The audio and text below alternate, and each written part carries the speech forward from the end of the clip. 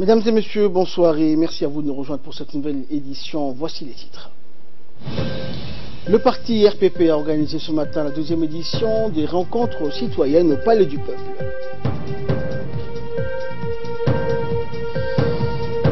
Et au Proche-Orient, Mahmoud Abbas en quête de soutien à Paris.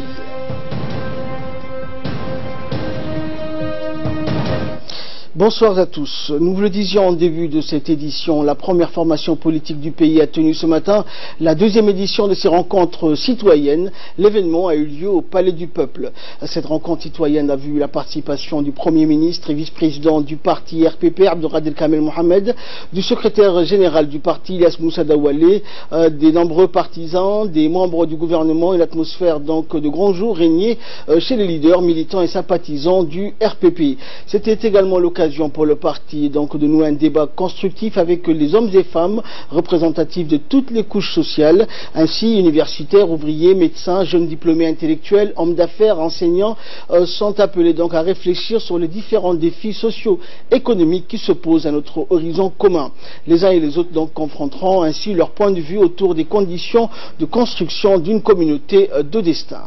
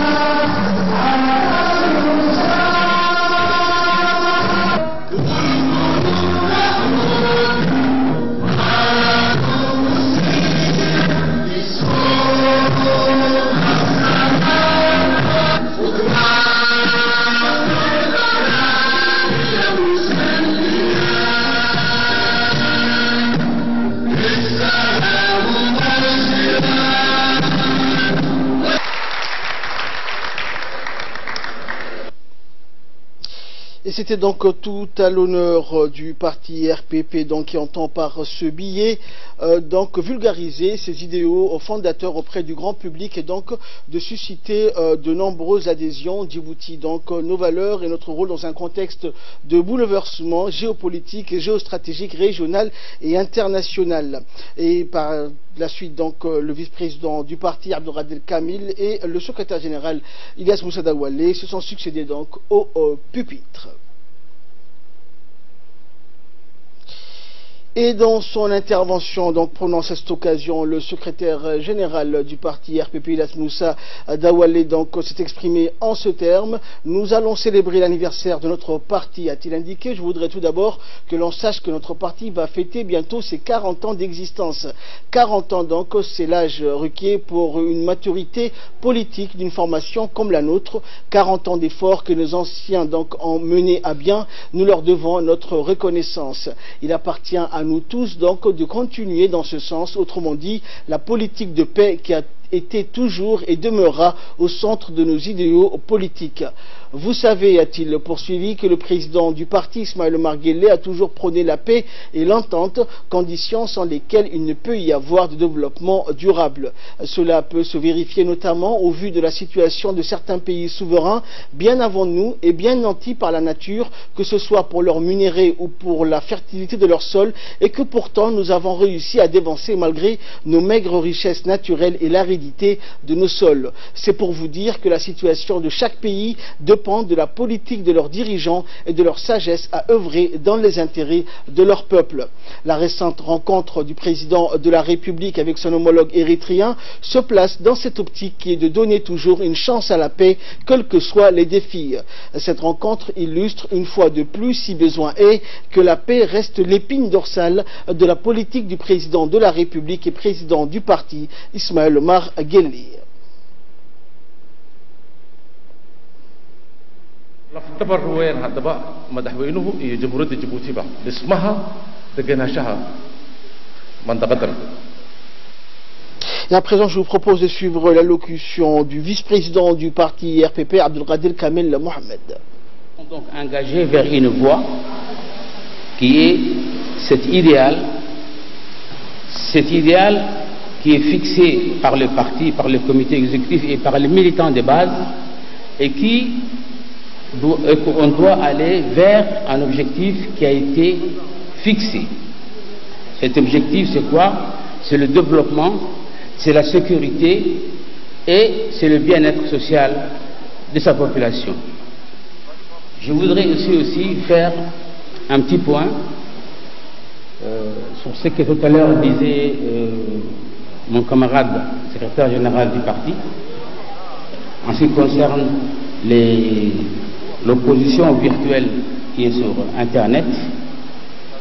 Vous vous rappelez sûrement, il y a quelques années, il y a eu le printemps arabe. C'était le printemps qui doit souffler sur les pays arabes. C'est la démocratie.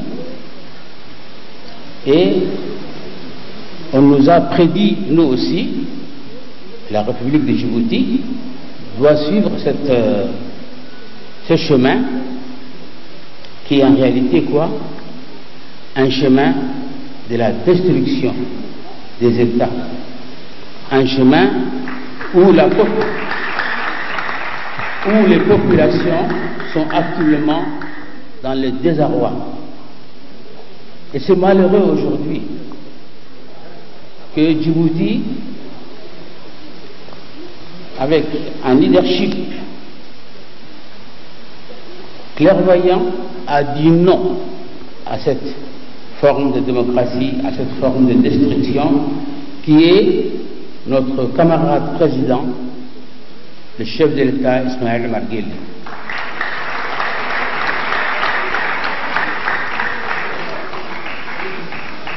Mais ces opposants n'ont pas encore terminé. Maintenant, ils reprennent un autre flambeau. Parce que pour eux, c'est, en fin de compte, c'est une vogue.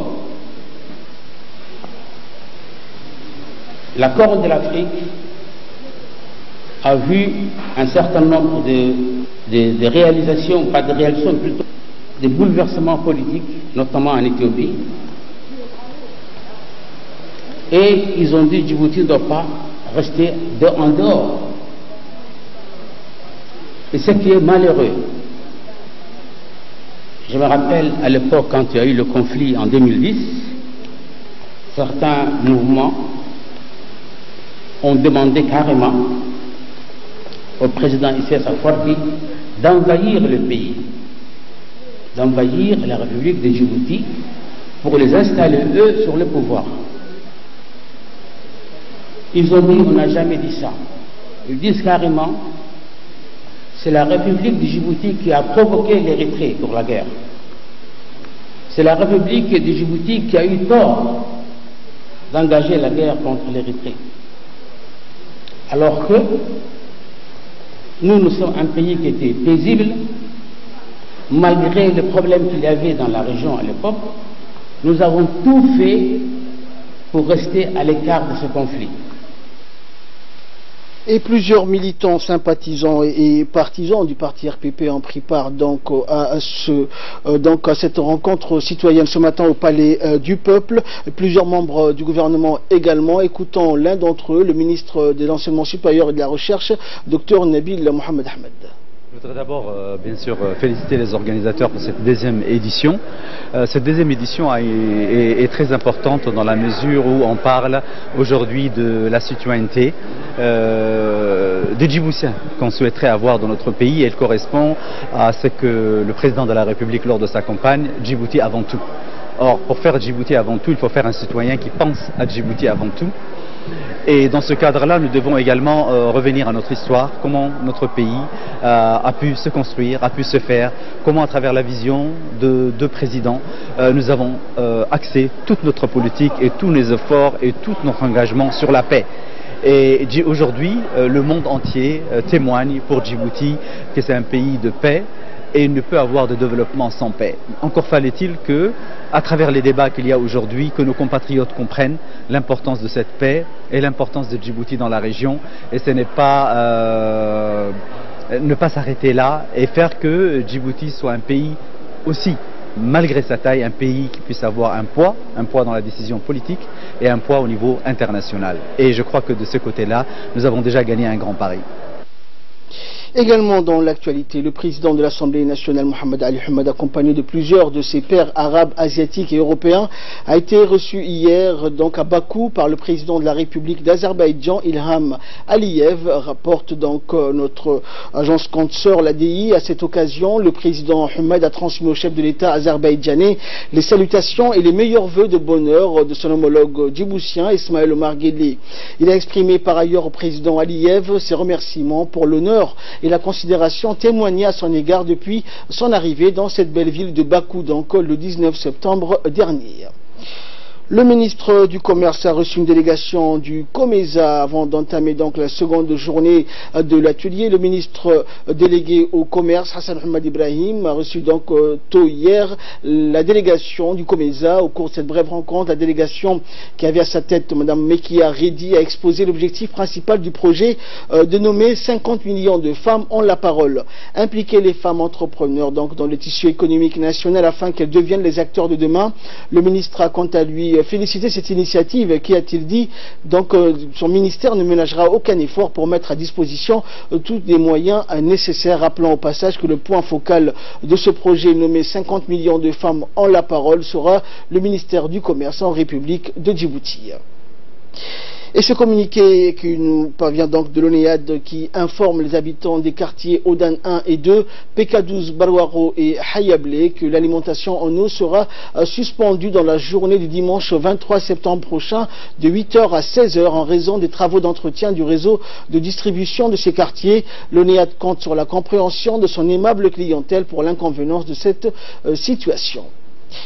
En nouvelle nationale, toujours une cérémonie de clôture de formation en droit administratif pour les fonctionnaires de l'administration publique s'est déroulée durant 5 jours dans la salle de conférence de l'Institut national de l'administration publique. Les principes et règles doivent être appliqués et à être observés scrupuleusement pour se conformer aux textes législatifs et réglementaires en vigueur auxquels nous devons tous se soumettre en tant que fonctionnaires de l'État. Par ailleurs, dans une politique de modernisation et de renforcement du système actuel de gestion de l'administration publique, des mesures de réforme sont en cours en vue de redynamiser à travers des nouveaux concepts de gestion les affaires publiques. Cette formation a profité à plusieurs agents de l'administration publique pour la bonne gouvernance et le bon fonctionnement. La cérémonie de clôture a été présidée par le secrétaire général du ministère du Travail, Abdallah Mohamed Ali, également la participation du secrétaire exécutif du SECRA. Le secrétaire exécutif donc du SECRA a remercié tous les participants pour avoir donc donner une partie de leur temps et suivre convenablement ces formations qui sont d'une importance capitale. Connaissance de principes et des règles fondamentaux de notre administration. En effet, ces principes et règles doivent être appliqués et à être observés scrupuleusement pour se former aux textes législatifs et réglementaires en vigueur auxquels nous devons tous se soumettre en tant que fonctionnaires de l'État. Par ailleurs, dans une politique de modernisation et de renforcement des capacités du système actuel de gestion de l'administration publique, des mesures de réforme sont en cours en vue de redynamiser à travers de nouveaux concepts de gestion les affaires publiques. Chers participants, les émoins, pour vous révéler que le SECRA dispose des programmes de formation en ressources humaines dans différents domaines et prochainement une formation en ressources humaines et gestion prévisionnelle aura lieu prochainement ici à l'INA. Et de son côté, le secrétaire général du ministère du Travail, Abdallah Ali Mohamed, a expliqué que ce genre de formation va se poursuivre au cours des jours à venir, et cela dans l'objectif de redynamiser la fonction et de permettre une bonne gouvernance afin que chacun puisse avoir son droit et ses devoirs légitimes. On l'écoute. Je suis très honoré de prendre part à cette cérémonie de clôture de cette formation en droit administratif destiné au cadre de notre administration. Je salue cordialement les cadres qui ont participé à cette formation. Je remercie les formateurs qui ont bien voulu dispenser cette formation et partager avec les participants leurs connaissances. L'administration est une personne juridique investie d'une mission d'intérêt général qui, à ce titre, produit des actes, impose des procédures et génère un droit pour les usagers. Comme instrument de l'action publique, elle doit disposer des capacités humaines lui permettant de s'acquitter de ses missions de service public de manière satisfaisante.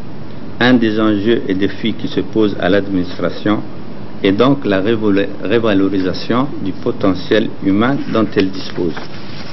C'est pourquoi la réforme met l'accent sur la formation permanente pour développer les compétences et la rénovation des relations du travail.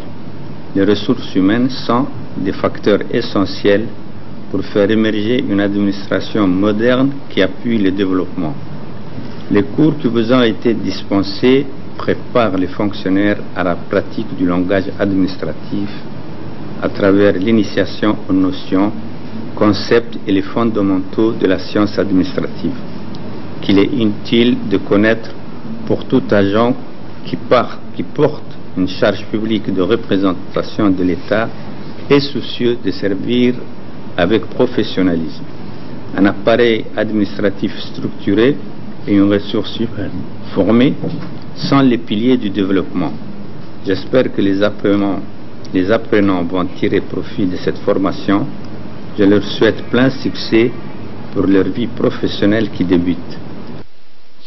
Un accident mortel de la circulation routière s'est produit donc mercredi dernier sur la route nationale 5, plus précisément à 3 km de la frontière de Galilée. Il s'agit d'une collision frontale entre un bus ayant à son bord 30 passagers qui se dirigeaient vers la frontière et un camion poids lourd éthiopien venant en sens inverse. En effet, le conducteur du bus, roulant à vive allure, a effectué un dépassement dangereux d'une rangée des camions avant de percuter de plein fouet le camion éthiopien. Cet accident a coûté la vie à 4 personnes, y compris le conducteur, et a fait 15 blessés graves qui ont été évacués donc vers l'hôpital général Pelletier et l'hôpital régional d'Ali Sabié.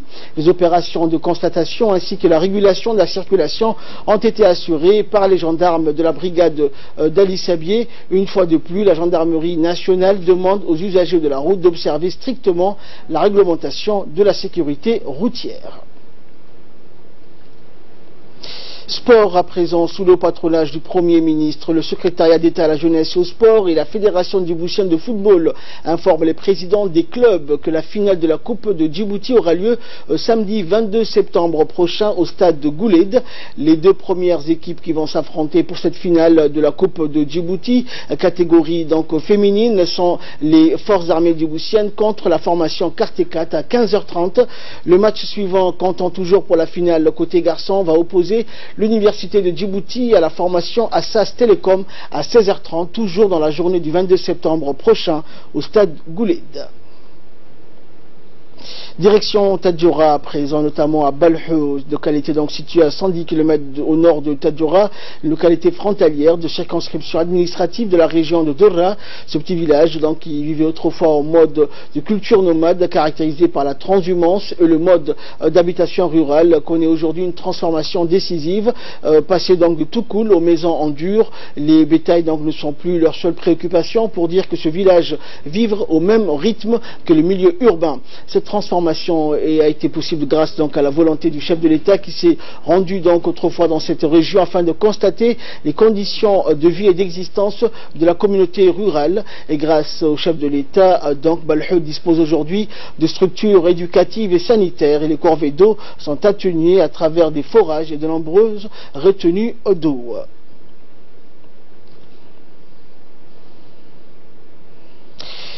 Nécrologie, donc pour clore l'actualité nationale, nous avons appris avec tristesse et émotion le décès survenu donc mercredi soir de feu Abdelmagid, donc travaillé pendant plus de 43 ans au centre Paul Faure, né à Deridawa en 1938. Le défunt laisse derrière lui 5 enfants et 9 petits-enfants.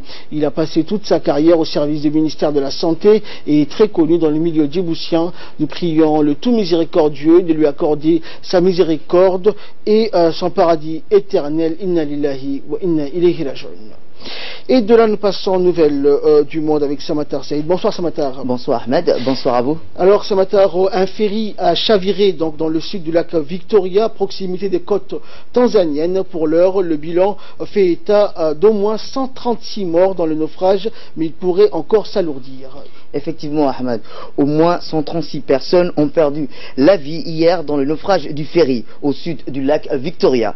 Selon le dernier bilan rendu public aujourd'hui par le gouvernement. Le bateau qui transportait plus de 300 personnes, Ahmed, a chaviré près du quai, non loin de l'île Ukara, dans le sud du plus grand lac d'Afrique. Selon un communiqué de l'agence tanzanienne des services électriques et mécaniques, l'opérateur public du navire. Le gouverneur régional John Mongela a précisé que 40 personnes avaient été sauvées, dont certains cependant dans un état très préoccupant. Le bilan sont souvent lourds à cause de l'absence de gilets de sauvetage à bord et parce que beaucoup, Ahmed, de gens ne savent pas nager. Le ferry transportait également des marchandises. La cause de cet accident n'était pas immédiatement claire, mais tels naufrages sont souvent dus à la surcharge des embarcations. Suite à cet accident tragique, le président tanzanien a décrété 4 jours de deuil national, Ahmed. Également donc de l'actualité internationale, Samatar, lâché par Washington, Mahmoud Abbas en quête de soutien à Paris. Le dirigeant palestinien donc Mahmoud Abbas a rencontré le chef de l'État français Emmanuel Macron ce vendredi donc à Paris en préparation d'une réunion à l'ONU sur le financement de l'agence pour les réfugiés palestiniens. Eh bien, Ahmed, une semaine avant son discours, Ahmed, à New York, au Conseil de sécurité, le président palestinien Mahmoud Abbas a été en visite à Paris. Aujourd'hui, c'est la deuxième fois qu'Emmanuel Macron reçoit l'Élysée après une première rencontre en décembre 2017, lors de laquelle le chef de l'État français avait délivré un message d'amitié et de soutien. Or, M. Mahmoud Abbas, aujourd'hui, est plus fragilisé et isolé que jamais. Mahmoud Abbas, Ahmed, prépare la tenue d'une réunion à l'ONU consacrée à la question palestinienne en marge des discours officiels et devant l'Assemblée générale annuelle des Nations Unies prévue le 27 septembre prochain. L'allocution de Mahmoud Abbas est prévue peu avant celle du Premier ministre israélien Benjamin Netanyahu. Cette réunion, Ahmed, ministérielle, co-organisée par la France, la Jordanie et la Turquie, se tiendra pour lever des fonds pour l'agence l'UNRWA, selon une source diplomatique française. De son côté, le dirigeant palestinien a refusé de donner des détails. Ahmed, l'objectif de la réunion, c'est bornant à souligner le changement radical dans le processus de paix depuis l'entrée en fonction, Ahmed, de l'administration de Donald Trump. Et en Syrie, donc Irak, l'étau se resserre autour de Baghdadi. L'assaut contre son dernier réduit aux confins désertiques de la Syrie et de l'Irak a été lancé, mais le chef du groupe État islamique Abu Bakr al-Baghdadi pourrait Samatar échapper à cette offensive, c'est ce qu'estiment les experts. Effectivement oui Ahmed, au fil des ans, l'homme le plus recherché du monde qui a survécu à plusieurs attaques aériennes a été blessé au moins une fois. Il est passé maître dans l'art de la dissimulation et pourrait une fois de plus passer entre les mailles du filet, ajoute-t-il. Le 10 septembre, l'alliance kurdo-arabe des forces démocratiques syriennes, soutenue par la coalition internationale, menée par les États-Unis, a lancé la phase 3 de l'opération Romtum, présentée comme l'ultime étape de l'offensive visant à mettre en terme à la présence, Ahmed, de l'État islamique, rappelons-le, dans l'est de la Syrie, Ahmed. Et enfin, en France, Samatar, la canicule a fait au moins 1500 morts, un soleil de plomb et des températures moyennes records, une nouvelle fois donc meurtrière. La canicule qui a traversé la France ces derniers mois a provoqué exactement 1480 morts de plus qu'un été normal d'après le ministère de la Santé.